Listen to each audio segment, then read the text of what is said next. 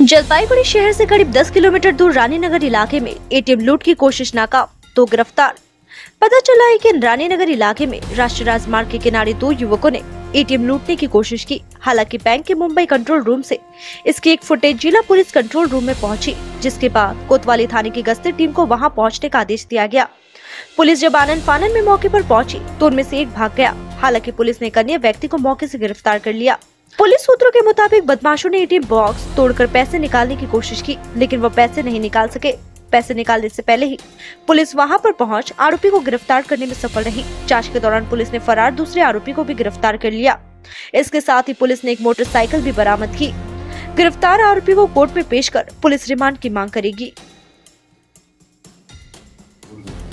आज জলপাইগুড়ি জেলা পুলিশের পক্ষ থেকে আপনাদের সামনে একটি গুরুত্বপূর্ণ ঘটনার কথা তুলে ধরতে চাই, যা প্রমাণ করে জলপাইগুড়ি জেলা পুলিশের সতর্কতা এবং দায়িত্ববোধ সমাজকে সুরক্ষিত রাখতে কতটা কার্যকর ভূমিকা পালন করেছে। আজ ভোর 2:20 নাগাদ আমাদের কন্ট্রোল রুমে, জলপাইগুড়ি জেলা পুলিশ কন্ট্রোল রুমে এসবিআই মুম্বাই কন্ট্রোল রুম থেকে একটি ফুটেজ এসে পৌঁছায় এবং সেখান থেকে আমাদেরকে জানানো হয় রানীনগর বিএসএফ ক্যাম্পের পাশে একটি এটিএম কাউন্টারে থেফটের অ্যাটেম্প হয়েছে।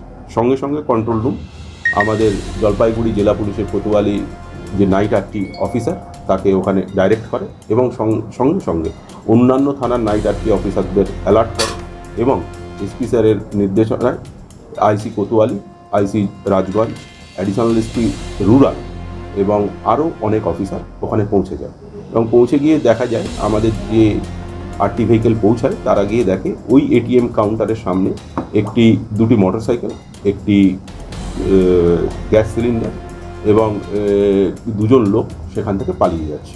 সঙ্গে সঙ্গে আমাদের যিনি অফিসার ছিলেন এএসআই বিশাল ছেত্রী এবং এএসআই মনিরাম রয়, তারা দুজন ওনাদেরকে চেস শুরু করেন। চেস করে একজনকে ধরতে সক্ষম হয়।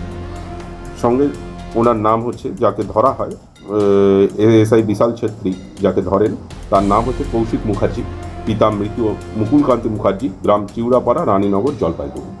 এবং ধরা পড়ার সঙ্গে সঙ্গে তাকে জেরা করা হয় এবং জেরা করে আরও একজনকে, যে ওখানে যে অফিসাররা ছিলেন অ্যাডিশনাল এসপি ধূপগুড়ি, আইসি রাজগঞ্জ, আইসি কোতোয়ালি, আইসি ট্রাফিক কোতোয়ালি এবং আরেকজন ইন্সপেক্টর আমাদের সার্কিট বেঞ্চ ওখানে ছিলেন এবং অন্যান্য অফিসাররাও ছিলেন। তারা ধাওয়া করে আরেকজনকে আটক করা হয়।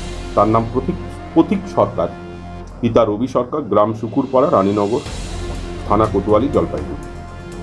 এই ঘটনায় কোতোয়ালি থানায় একটি এটিএম চুরির প্রচেষ্টার এবং একটি নির্দিষ্ট মামলা রুজু করা হয়েছে এবং তদন্ত চলমান এবং তদন্তে উঠে এসছে যারা এটিএম থেফট করেছিল তারা কোনো মতেই এটিএমের ঢাকনাটি ভেঙেছিল, এটিএমের ক্যাশ বক্স বা ক্যাশ ভল্ট ভাঙতে পারেনি এবং এটিএম থেকে কিছু চুরিও যায়নি। পুলিশের এই দ্রুত পদক্ষেপ সাধারণ মানুষের সম্পদ রক্ষা এবং সমাজের নিরাপত্তা বজায় রাখার একটি বাস্তব দৃষ্টান্ত। এটুকুই বলা। এদের সাথে কোনো আগের কোনো এটিএম ক্ষেত্রে কোনো সেটা এখন তো তদন্ত চলছে, তদন্তের খাতিরে এখনই বলা যাবে না। এদেরকে আজকে কোর্টে তোলা হবে এবং রিমান্ডে নেওয়া হবে, তারপর এদের সঙ্গে আমরা তদন্তের কাজ চালিয়ে যাব। মানে এটা এখনো পর্যন্ত ধরা পড়েছে, এদের সঙ্গে কেউ ছিল কিনা, আমরা দুজনকে ধরেছি, সেটা তো তদন্তের একটি ধাপ। তদন্ত করা হবে তখন বলা যাবে। স্যার একটা জিনিস খুব ভালো, সেটা হচ্ছে যে একটা অ্যালার্ট পেয়ে তারপরে আপনাদের কন্ট্রোল রুমে জানালো। হ্যাঁ, মানে এরকম নানা রকম, তো যেরকম আমাদের যেরকম এখন আগে ছিল চুরি ডাকাতি হচ্ছে, এখন সাইবার ক্রাইম বাড়ছে, তা সবই সেরকম আমরা সেই পদক্ষেপ নিচ্ছি।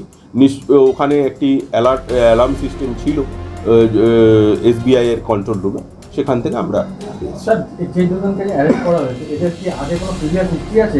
সেটা দেখতে হবে এবং সেটা আমরা তদন্তের খাতিরে এখন বলছি না, তদন্ত চলছে। না, এরা স্টুডেন্ট।